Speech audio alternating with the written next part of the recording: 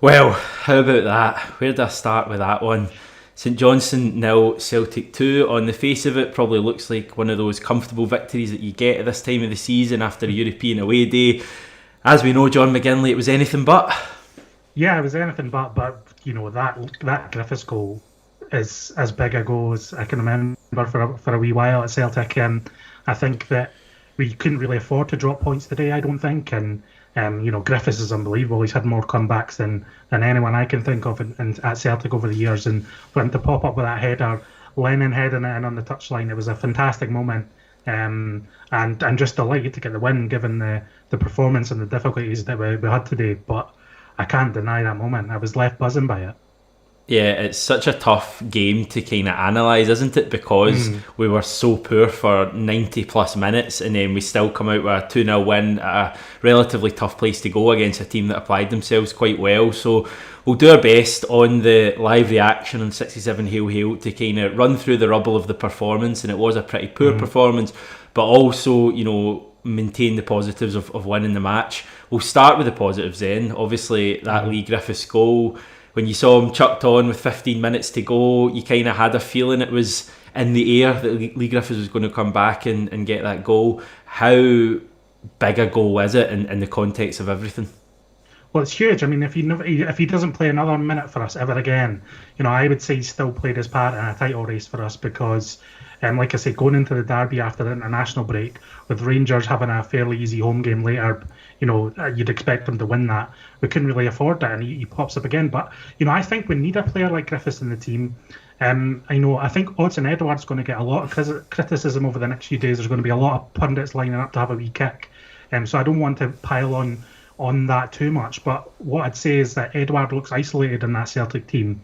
And whether that's down to his personal performances or the tactics of Neil Lennon and kind of playing an attacking midfielder alongside him, or it's just a bit of both, it's something that needs addressed. But I think he needs a more of a poaching striker next to him who can kind of stretch the defence, give them a bit of bustle and disrupt the play in that area of the pitch and allow Edouard to come a bit deeper and make more of an impact because he's got the skills to do that on the ball. But whether it's Griffiths, Ayeti or Klimala, I think Lennon needs to pursue that consistently now.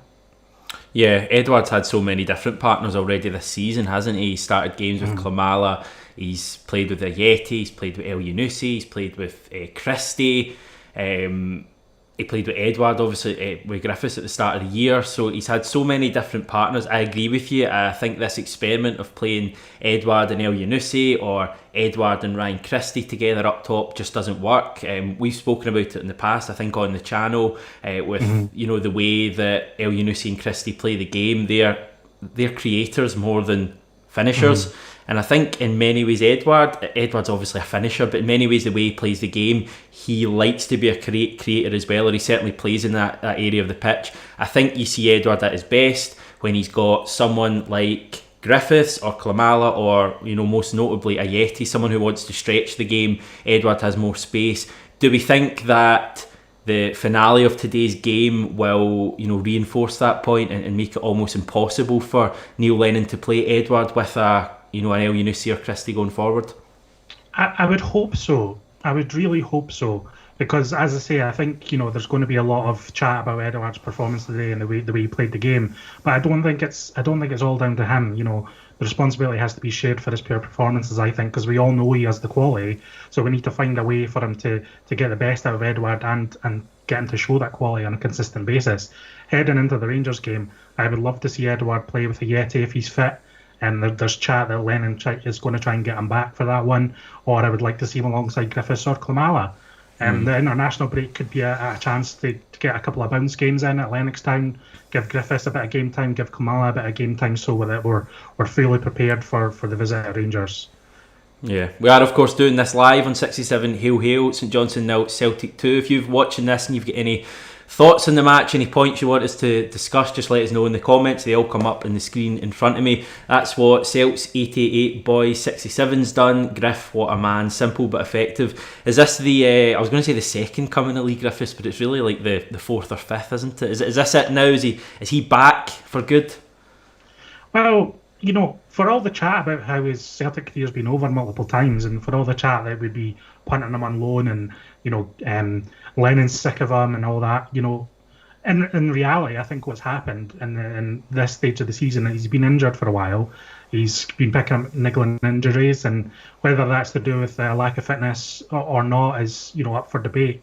But I think Lennon's always going to have Griffiths in and around the squad as long as he's available to play, because he's a big fan of Griffiths. He was the man who signed him. Don't forget that. And I think we do need a player like that to come off the bench in these moments. We need some sort of alternative. And, not just this goal, but I thought Griffiths just really injected some urgency into our game in general. I thought he was the difference when he did come onto the pitch. So, we need someone who can offer that. Griffiths is a unique talent in Scottish football, I think. We need to harness him as much as possible. Yeah, you mentioned that Lee Griffiths was brought in by Neil Lennon all those years ago. Another player who was brought in by Neil Lennon and has faded away but returned today, Tom Rogic. I thought he was brilliant as well when he came on. I thought he looked really, really hungry, and a bit like Griffiths, I think he has to play a part this season, because if you're telling me that Tom Rogic can no longer offer Celtic something in games like today, then I just don't believe you. I think the way he came on today, he looked hungry, had a couple of really good runs. He just offers us something that no other player in the team does. He offers us that ability to link the midfield and the attack. I think he does it better than Christie does. I think he does it better than Ncham does. We'll come on to Ncham, by the way, because I thought he was poor today. But Tom Rogic has to play a part this season for me. I really, really hope he stays between now and the deadline tomorrow. I think he will. I don't think any big players will leave. But for me, the big discovery today is that he and Lee Griffiths are still very much Celtic players who can offer us something this season. Yeah, and Rogic, another man who was tipped for an exit, but apparently accepted an offer from an unnamed Middle Eastern team from Qatar. But he didn't want to go. He wanted to stay at Celtic, despite knowing that he might not be playing much this season. That, to me, says he wants to be at this club for this 10-in-a-row push. And I want players in the squad who are like that. And I think Rogic obviously has the ball skills to be creative and another unique talent in Scottish football. And if we have enough of these unique talents who can perform a little bit of game-changing magic, then we're going to pick up points almost every week, I think. So, Rogic, good signs from him today. It's notable they only came on for 15 minutes. They do need more game time. Lennon will be working on that before the Rangers game. But yeah, excited to see, because we've got so many games coming up. Hamish, the next block of fixtures is crazy. We're playing midweek to weekend almost every week until the end of the year, and there's no winter break this year. So we need a full, heavy squad full of these talents that can win us games. Yeah, big positive today. The 5 subs. I don't know. I think he made all 5 of them, didn't he? We probably saw we definitely saw a couple of players that we wouldn't have in a previous season. So I think we really saw, the benefits of having the 5 subs and having such a big squad of players who can come in and impress. Would he have thrown Lee Griffiths on had we not had the 5 subs? Would he have thrown Kamala on so early? I don't know. So real kind of bonus there. Question we got in there. We'll just touch on it quickly because we're going to do a big preview for the Rangers game nearer the time. Who do we think will start up top against Rangers? Just briefly, if we play a front two. I think Ajeti will be back. I think he'll make it, and I think he'll go with Ajeti despite the injury, and he'll go with Ajeti and Edward up top against Rangers. Yeah, I think the same. If Ajeti's not there, Griffiths, I would get a couple of bounce games into Griffiths over the international break if you can. Even one would do, and maybe have Griffiths on. Because we need a disruptor in that in that attack. Kieran Murphy's been in touch. Hi Kieran. Poor again today. Odsonne way out of sorts. Great ball in by El Hamid. Great header and super finish by Klimala. Need Griff fully fit. Playing poorly and still top. Rogic has a place this season. Agree with pretty much all of that. The thing I'll throw in, great play by Christopher Ajer for the first goal to set it up for El Hamid. He kind of beats 2 men and takes a touch inside and then lays it off. I thought that was brilliant, and I thought Ajer was actually pretty good today. Anyone kind of from the starting lineup today that you thought was decent? Because you're probably slim pickings there, to be honest. A little bit slim pickings. For me, the performance in the first half especially was just so pedestrian and so slow. I just think the spectacle in general, I've spoken on the channel before that, for me, it's not about Celtic blowing teams away. If it's a close match and it's entertaining for me, then I'm a happy man. but today was not entertaining in any way up to the last moments. No fans in the ground is just a bit dour. I thought the Sky commentary is poor, the pundits are poor, and Celtic are playing side-to-side football. I'm struggling to find much joy out of that match today, other than the last 5 minutes. The performances need to improve. We need to find a way to get these players playing in the most comfortable position and formation. For me, it's just not clicking at the moment. And, I'm not sure of the answer. Only Lennon, John Kennedy, and Gavin Strachan can answer those questions. But, we need something. Because it's not just today. It's been, if we're honest, every single away game this season, maybe with the exception of Ross County. But even then, even though we won 5-0, I didn't think we were great that day. We dropped points at Kilmarnock. We were very fortunate to beat Dundee United at Tannadice. We were, close to not winning against St Mirren. That was a tight game in the midweek game. We had the trip to Riga, which was very much like today, pretty much a carbon copy other than the scoreline. We were really poor. Probably, you could argue we deserved to win the game on, possession, but in terms of actually going and putting an impact in the game, we were pretty poor. Sarajevo, we won 1-0, fair enough, I'll write that one off. Today again, really stop-start, really disappointing. Why? That's my main question. Yeah, it's a difficult one, and people will point to the formation. People will point to the fact that we're not getting Edouard involved enough in the game. I think both those things are true. I don't think Scott Brown is the problem, but I don't necessarily think he's the answer either. So, I don't know. We need to be more direct with our passing. We need to be more ambitious with our passing. We just look very one-note and willing to take the easy ball all the time. I'm not sure if it's a nervousness or it's just the lack of atmosphere or the lack of urgency in the game. But it always seems to be in the first half, and we always seem to improve in the second half. So Lennon's doing something at half-time or getting the message home to them at half-time. So whatever he's doing there, he needs to do from the start of the game, basically. It's hard to put my finger exactly on what's going wrong. Yeah, it's no coincidence as well that we've scored last-minute goals in Riga. We scored, near enough a last-minute goal at Tannadice. We scored 2 last-minute goals today. It's no coincidence that the team is finding a way. It tells me, when it really comes to it, they find the answers. But why are they not finding them, from the start of the game? Is that a complacency? Is it thinking it's too easy? The fact that we've won the last 11 trophies in Scotland, is it just natural that the players think, this will be all right, we'll find an answer whatever happens? No. I mean, it's a weird, difficult time for everyone, I think, and I'm not sure if that's bleeding into performances. It doesn't seem to be hampering Rangers too much, but for me, it's just, I'm not sure. I don't know if it's a Celtic problem or, the reason we've been scoring late goals is because teams are tiring and they can't keep up the pace of closing us down, and they're just kind of dropping deeper and deeper. And as they do that, it just seems inevitable that Celtic will find some way to score. But yeah, I can't put my finger on it, but it needs to change. I'm hoping, my fingers are crossed, that all is not lost for the upcoming derby. I think in a more open attacking game, some of our players could flourish, and that's certainly what I'm hanging my hat on in terms of being optimistic about the derby. But we'll need to wait and see with that one.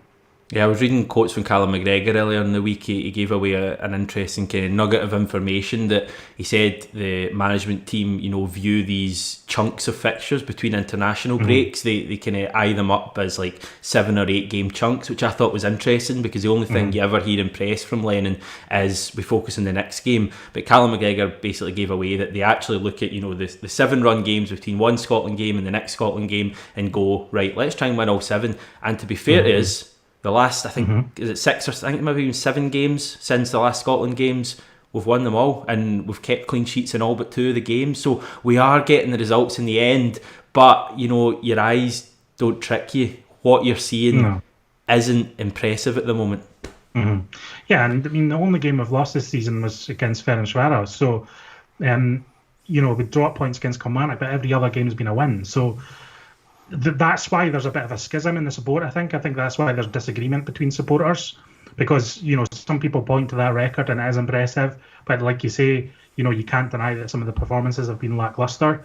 And the truth is that it's brilliant that we're winning every game, but performances do need to improve, especially when we're going into a block of games. If Celtic do think like that, we're going into a block of games with by far our most dangerous opponents of the season within that block. With between the Europa League, between Rangers, coming to Celtic Park, between playing Aberdeen at Hampden, etc. So we've got a lot on our schedule over the next couple of months.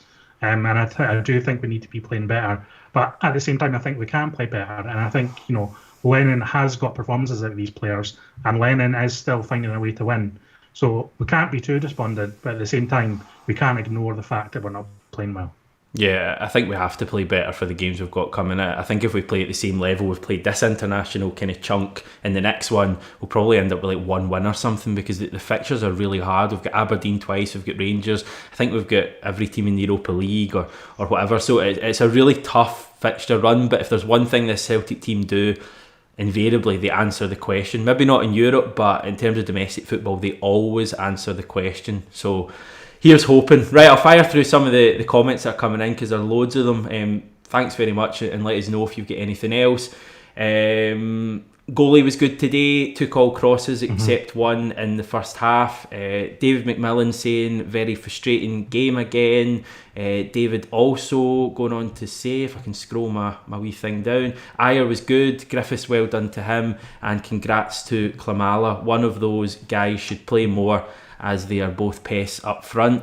Jim Wright, the lack of urgency and imagination is worrying. And an interesting point made here by Kieran Murphy as well. It must kill Rangers. Celtic playing poor in general, and Rangers are playing a lot better than us, but we're still top. That's a very fair point, isn't it? Just imagine the reaction from their lot when Griffiths goes and nods that 91st minute winner, and it must just be really despondent there.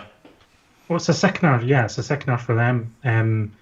Yeah, I'm not sure how much they'll know about the score. Lennon kind of keeps the Rangers score from the Celtic players when we're playing at the same time or just before, but surely the news will have filtered through.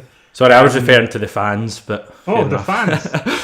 Oh, the fans, they're always raging, so they'll find something to be annoyed about regardless. Yeah. Right, what else have we got? Do you want to kind of turn attention to close the transfer play? We got an interesting report. You may or may not have seen it. Everyone watching this may or may not have seen it. Our attention was kind of focused on what was happening at McDiarmid Park, but I think it was the Daily Record came out with a report. Scott Burns, who's usually pretty reliable when it comes to transfer exclusives, I think he's got a lot of contacts, saying that we're going to be signing Robert Snodgrass on loan. Robert Snodgrass on a season-long loan is the chat from West Ham. An interesting one. He's 33 now, but he's never been the most pacey player, so that's not too much of an issue. Not quite sure about it. I think he's a good player. He's a quality player. If Lennon can get him playing, could be an asset to the squad. I don't think he's quite what we need in terms of finishing off this squad. We really need a left wing back. Everyone knows that. There's no point in talking about it. And Snodgrass, obviously a more attacking player, can play on the left or the right hand side. So, if we're thinking that we're needing another winger or someone to come in and provide a bit of depth for Forrest or El Younousi, if we're going to be, reverting back to a 4-2-3-1 at points, then it could be a good signing. He's been, decent coming into the West Ham team last season. They seem to rate him at some point last season, I'm sure. I think he scored a few goals in the Premier League. But, we'll just see how it pans out. I'm always a little bit wary of aging Premier League players coming up here and thinking that they'll run the show, but obviously Snodgrass knows Scottish football much better than many of the names that have come through Celtic Park, and he's a Celtic fan, so you think he'd be motivated to win 10 in a row with us, perhaps in the same manner that Shane Duffy is. I'm kind of the same as you. I haven't really followed his career over the last few years. I find him a mainly frustrating player when he used to play for Scotland. I just didn't ever think he had the real pace or that, but he does create things. He's got a wand of a left foot, so hopefully if he comes in, he's a kind of player who can add us a bit of an extra dimension or an added dimension in the attacking areas, and we certainly need some extra cover on the wing. I think he predominantly plays right. I think. Yeah, he predominantly plays right, but he can play on the left too. Yeah, he's played on the left plenty. Right, Stephen. Through the middle as well. Oh, right. Different options. Stephen Coulter getting in touch. Need a left back for cover for Taylor. I think we all know that. Are we going to get a left back though, John? Do you think the man Alfie Doughty's going to come in? I don't know if it's going to be Doughty, but we're surely going to sign one. Will we? Yeah, I think we will. Yeah. I'm not as confident. I'm a bit concerned. Right. Nah, we'll be fine. Right, I think that'll do us then. We've kind of covered a lot there. It's one of those games that you come away from and you don't really know quite what to think, but we've won, that's the main thing. It's another 3 points. There's only so long I can keep saying that, though. I think I've said it after every single game, every single away game for the last month or so. I've said we're poor, but we won. We really need to start getting good performances in, or we're not going to be able to say we're winning games, because the opposition, I think, is about to go up a little bit in quality over the next few games, other than that mob on the 17th of October. Talking about that game, we're going to have plenty of previews on the channel ahead of that. I think we'll maybe get together for a video before then, have a wee chat about the tactics and stuff like that, how the game could line up for that one. The other news on the channel is I'm off next week. I've earned myself a little bit of annual leave, but that doesn't mean that there's going to be no content going out in the channel. We've got a really good series that I recorded last week with Jackie McNamara. Jackie kind of talks us through the UEFA Cup run to Seville in 2002, 2003. We're going to have 4 videos going out in the channel this week. Some really interesting stories there. Jackie getting slapped in a game against Celta Vigo, the night he came into contact with Pierluigi Collina, and also an interesting, rather alarming story about a kind of trouble they had on a plane coming back from one of the early games in the UEFA Cup run. So Mourinho as well. Yes, there's a good halftime story from Jose Mourinho. So it's just chock full of really good stories and anecdotes from Jackie. So that's going to be coming to you this week on the channel, Monday, Tuesday, Thursday and Friday, I think. In the meantime, I'm going to be taking a week off. I'm not going away anywhere. It's obviously difficult at the moment to go anywhere. I'll probably just sit out in my back garden for a few days.